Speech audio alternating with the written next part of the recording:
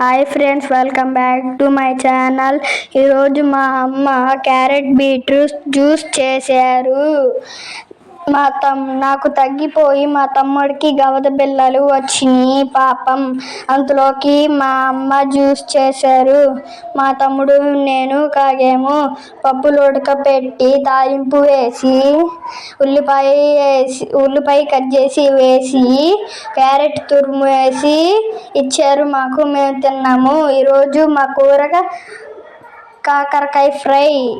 మేము తిన్నాము కాకర ఫ్రై కూర. భలే టేస్ట్గా ఉంది. నాకు ఫేవరెట్ ఏంటిదంటే కాకరకాయ. అంతలోకి మా నాన్నగారు వచ్చి పప్పుండ ఇచ్చి వెళ్ళారు.